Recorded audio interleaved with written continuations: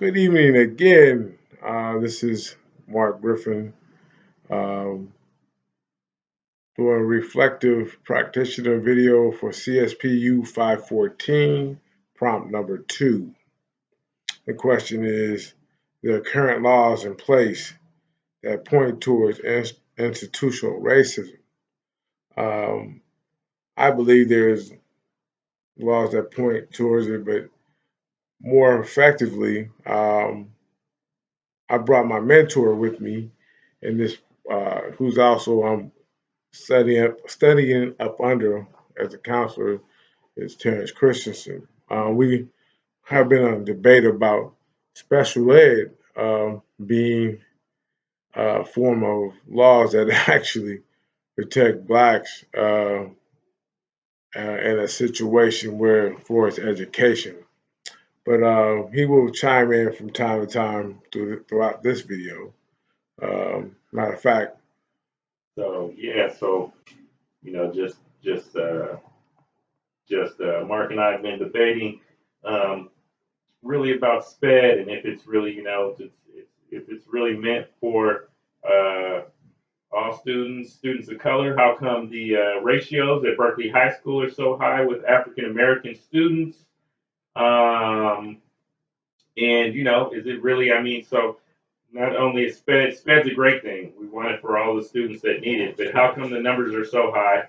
That is a legality that is meant to protect uh, all of the students under SPED, and specifically black because the ratio is so high. But we're having a debate. I'm going to let him talk more. So I think he's had experience in working with students in SPED, and just how that legality, making sure you protect those students' rights and no child left behind works. If students are still are all of a sudden successful or if they're not.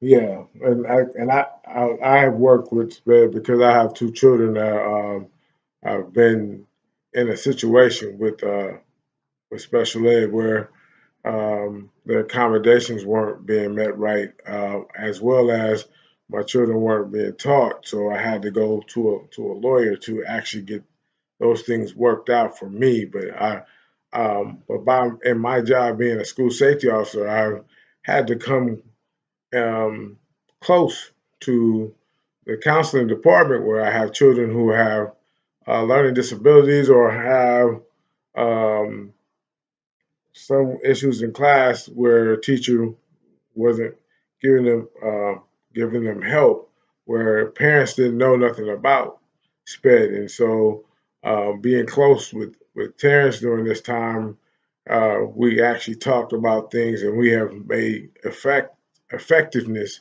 by choosing the time we're spending with the children that we know that we can help.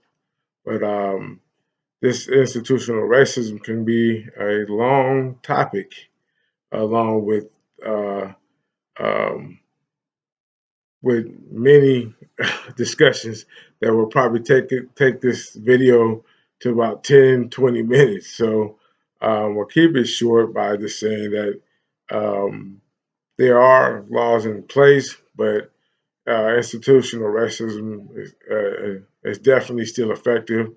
I also think not just the SPED, but also in the biases of test taking. The SAT and the ACT are basically something that can't come to mind by watching people who had some people taking the test and that got caught up. It shows you um, how education is more like a fraternity, and it's not like someone trying to help children to become more effective in school.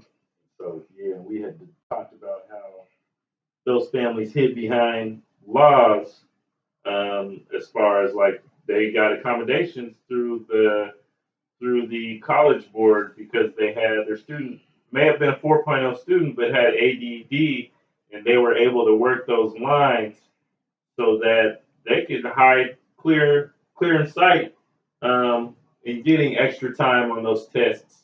on top of having the privilege of having money to assist in anything getting wrong, getting retaken, remade up. So yeah, it's just yeah, we had a debate about that. So that would come to a close of this here prompt. Thank you and have a good night.